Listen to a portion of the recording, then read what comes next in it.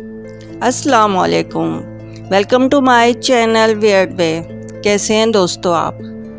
उम्मीद है सब खैरियत से होंगे और दुआ गो हूँ कि जहाँ भी रहें खुश हैं। आज की कहानी बहुत ज़्यादा इंटरेस्टिंग होने जा रही है। कहानी शुरू करने से पहले मेरी आपसे रिक्वेस्ट है कि कहानी को पूरा सुना करें ताकि आपको आखिर तक कहानी सुनने में मज़ा आए। आज की कहानी हमें शायान ने भेजी है। वो कहते हैं ये 2018 की बात है, जब हमारे घर लाहौर से मेरी खाला, उनकी फैमिली और मामू और उनकी फैमिली रहने के लिए आए हुए थे। चूँकि बच्चों की छुट्टियाँ थी तो इस लंबे अरसे के लिए आए थे। अब हमारी रोज़ाना की रूटीन थी कि हम रोज़ाना कहीं ना कहीं शाम को घूमने फिरने चले जाते। कराची की कोई ऐसी जगह नहीं छोड़ी थी जहां हम अपनी खाला और मामू के साथ घूमने फिरने ना गए हों। बस एक फार्म था तो हमने प्लानिंग की कि फार्म हाउस भी जाते हैं और वहां एक रात गुजार कर आएंगे। प्लानिंग के तहत हमने अपने वालिद साहब से ज़िक्र किया, चूँकि हमारे वालिद साहब के दोस्त का फार्म हाउस था। तो हमारे वालिद साहब राज़ी हो गए। उन्होंने अपने दोस्त से बात की और फार्म हाउस की चाबी ले ली। हम लोगों ने तैयारी की, एक रात चूँकि वहाँ पे गुजारनी थी। हमने बड़ी बस करवाई, खाने पीने का सामान लिया और हमने एक कोरमे की देग भी बनवाई कि वो खाना वहीं पर खाएंगे। अब प्रोग्राम के तहत हम लोग बस में गए। तकरीबन 22-23 अफराद थे। तो हम लोग तकरीबन 7 बजे घर से निकले और 8 साढ़े 8 बजे हम लोग फार्म हाउस पे पहुंच गए। फार्म हाउस शहर से ज़रा हटकर था, बल्कि अच्छा खासा दूर था। जैसे ही हम लोग फार्म हाउस में एंटर हुए, फार्म हाउस बहुत ज़्यादा बड़ा था और बहुत खूबसूरत था। तो अचानक से एक चौकीदार आया और कहने लगा कि साहब यहाँ की अभी साफ़ सुथराई नहीं हुई, आप लोग बाहर बैठे तो मैं ज़रा सुथराई कमरों की कर देता हूँ, फिर आप लोग कमरे में आ जाइएगा। तब तक हम लोग बाहर ही फार्म हाउस में बैठे रहे और बच्चों ने अभी अपने बैट बॉल निकाला और बैट बॉल खेलना शुरू हो गए। मैं चूँकि थोड़ा सा हटकर ही उन्हें बैठ गया, क्योंकि मैं बज़ाहिर तो उन्हें यही ज़ाहिर कर रहा था कि मोबाइल पर गेम कर रहा हूँ। लेकिन जैसे ही मैं एंटर हुआ था तो मुझे कुछ चौकीदार भी मशकूक सा लग रहा था और ये फार्म हाउस भी बहुत ज़्यादा हॉन्टेड लग रहा था। खैर, मैंने किसी जिक्र नहीं किया और मैं खामोशी से एक साइड पर होकर फार्म हाउस का जायज़ा लेने लगा। औरतें सब मिलकर बातें करने लग गई। बड़े एक साइड पर होकर बैठ गए और अपनी बातों में मशगूल हो गए। और जो मेरी एज के कज़न थे उन्होंने क्रिकेट खेलना शुरू कर दी। अब मेरी कज़न का एक उम्र 2.5-3 साल होगी। तो मैंने देखा कि वो झूले पर बैठा है। झूले पे जो कि अच्छा खासा ऊंची जगह पर लगा हुआ था, वहाँ तो उसे कोई बड़ा ही बिठा सकता था। 2 झूले साथ थे, एक पर वो बैठा था और एक झूला खाली था। तो मैंने देखा कि जैसे उसे कोई झूला दे रहा है और साथ वाला झूला भी खुद ब खुद चल रहा था। अब मैंने देखा कि वो झूला थोड़ा तेज़ होता जा रहा है और बच्चा ज़ोर ज़ोर से कह के मार रहा था। मैंने चूँकि देखा कि बच्चा बहुत ज़्यादा ऊंचाई पे जा रहा है, ऐसा ना हो गिर जाए, मैंने अपनी कज़न को बताए बिना उसे झूले से उतार लिया। उससे पूछने की कोशिश की कि बेटा, तुम्हें झूले पे किसने बिठाया है? तो वो चूँकि इतना बड़ा तो था नहीं, 2.5 या 3 साल का बच्चा होगा, उसने कुछ नहीं बताया, बस आंटी आंटी कहता रहा। खैर, मैंने इस चीज़ को इग्नोर किया। अब मेरे जो कज़न क्रिकेट खेलने में मशगूल थे तो उन्होंने महसूस किया कि जैसे कोई क्रिकेट खेल रहा है तो ज़बरदस्ती कोई बहुत ज़्यादा ताकत लगाकर बैट को हिट लगाता और बॉल बहुत ज़्यादा ऊंची हो जाती। इसी तरह जो बॉलिंग करवा रहा था اس نے محسوس کیا کہ جیسے کوئی اس کے اندر آ کر بال کو بہت زیادہ تیزی سے ہٹ تھا۔ خیر اسی طرح وہ لوگ کافی ڈر گئے اور انہوں نے بیٹ بال کھیلنا بند کر دیا۔ اب ہم لوگ اسی شش و پنج میں تھے کہ آخر یہ کس ٹائپ کا ہے۔ ہم لوگ سوچ ہی رہے تھے کہ ہم لوگ ابھی کمرے میں جاتے ہیں تو پہلے ہم تھوڑا سا فارم ہاؤس میں گھومیں۔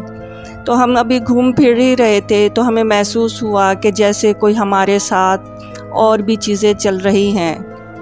تو ہمیں ابھی محسوس ہوا کہ وہی چوکیدار اچانک سے ہمارے پاس آیا اور کہنے لگا صاحب کسی چیز کی ضرورت تو نہیں؟ ہم نے کہا نہیں، تم جاؤ صفائی کر دو۔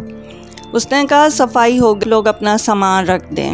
اب ہم لوگوں نے اپنا کھانے پینے کا سارا سامان اٹھایا اور کمروں میں رکھ دیا، اور ایک کمرہ عورتوں نے لے لیا، ایک ہم سب کزنس اور ایک والدین نے، مطلب ہمارے باباؤں نے لے لیا۔ خیر ہم لوگ کمروں میں بیٹھے ابھی گپ شپ کر رہے تھے، ابھی ہم باتوں میں مصروف تھے، کھانے کا سامان سیٹ کر رہے تھے، برتن وغیرہ، کیونکہ رات کے تقریباً 10 بج چکے تھے ہمیں ادھر آئے ہوئے۔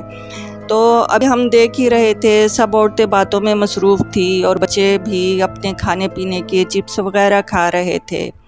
تو اتنے میں شور ہوا کہ عماد کہاں ہے؟ عماد نظر نہیں آ رہا۔ عماد وہی 2.5-3 سال کا میری کزن کا بیٹا۔ تو ہم ادھر ادھر کمروں میں دیکھا تو وہ کہیں نہیں آیا۔ تو میں اور میری کزن ہم باہر گئے تو ایک چھوٹا سا درخت تھا، تو وہاں سے ہنسنے کی آوازیں آ رہی تھی۔ ہم نے دیکھا کہ اس پر عماد بیٹھا ہے۔ اب ہمارے تو ہوش اڑ گئے کہ اتنا چھوٹا سا بچہ بھلا کیسے درخت پر چڑھ سکتا ہے۔ خیر ابھی ہم سوچ ہی رہے تھے تو اس نے نیچے کی طرف جمپ لگائی، یہ تو ایک دم سے میں نے ہاتھ اوپر کیے اور اسے کیچ کر لیا، ورنہ اس دن اس بچے کا نقصان ہو جاتا۔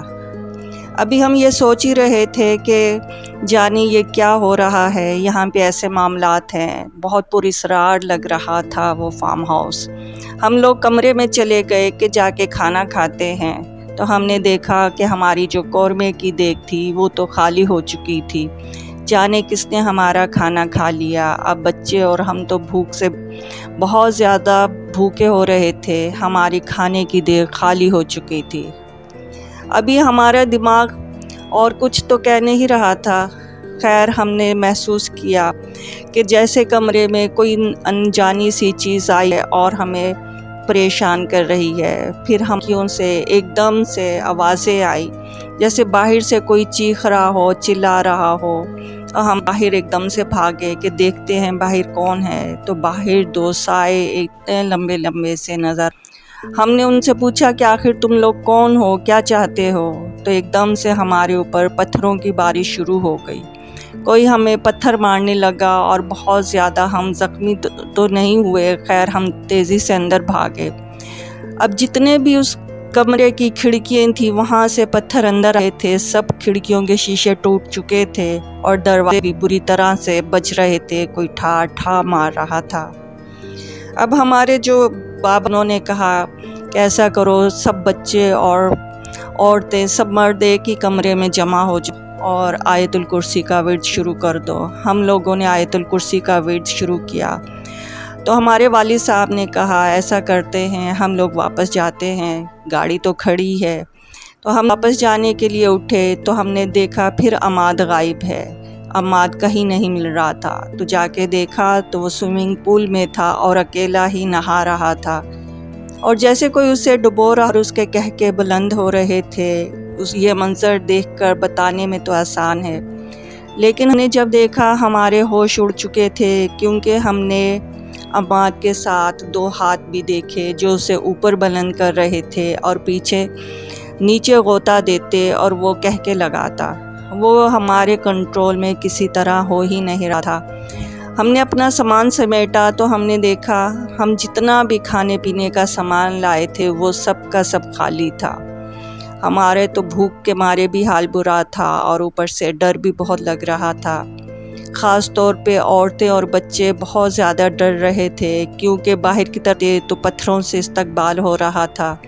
تو ہم نے آیت الکرسی اور درود شریف پڑھنا شروع کیا اور میرے والد صاحب، خالو اور ماموں گئے کہ گاڑی میں جا کے سامان رکھتے ہیں اور واپس چلے جاتے ہیں۔ رات 11 بجے کا ٹائم تھا۔ گاڑی میں سامان تو رکھ لیا، لیکن جیسے ہی گاڑی اسٹارٹ کی ہم لوگ بیٹھے تو دیکھا گاڑی کے 2 ٹائر پنچر تھے۔ اب ایک ٹائر تو ہمارے پاس تھا اور ٹائر نہیں۔ خیر جیسے تیسے ہم نے صبح گزاری، رات وہیں پہ گزاری اور صبح ہوئی، اور صبح جیسے ہی ہم لوگوں نے گاڑی ٹھیک کروائی تو چوکیدار پھر ہمارے پاس آیا اور کہنے لگا صاحب یہ جگہ بہت زیادہ بھاری ہے، شکر کریں آپ لوگ بچ گئے، ورنہ یہاں جو بھی آتا ہے وہ واپس نہیں جاتا۔ خیر ہم لوگ گھر واپس چلے گئے اور والد صاحب نے اپنے دوست کو سارا ماجرا بتایا اور بتایا کہ تمہیں تو وہاں کا چوکیدار بھی بہت زیادہ مشکوک ہے۔ دوست کہنے لگا میں نے تو وہاں کوئی چوکیدار ہی نہیں رکھا، آپ لوگ کس سے مل کے آئے ہو؟ تو خیر پتہ چلا کہ وہ چوکیدار نہیں رکھا تھا، وہ بھی انہی بھوتوں کی فیملی سے شاید کوئی تھا۔ خیر جیسے تیسے ہم لوگوں نے واپس آ گئے، اور وہ بچہ جو عماد تھا گھر آ کے بھی وہ آنٹی آنٹی کئی دن تک کہتا رہا۔ اس کے بعد اس واقعے کو کئی سال گزر گئے، لیکن آج بھی مجھے یہ قصہ نہیں بھولتا۔ تو دوستو، آپ کو اگر میری یہ کہانی پسند آئی ہے تو آپ میرے چینل کو سبسکرائب کریں اور بیل آئیکن کو پریس کریں۔ اگر آپ بھی کوئی اپنی اسٹوری سنانا چاہتے ہیں تو مجھے آپ ای میل کر سکتے ہیں۔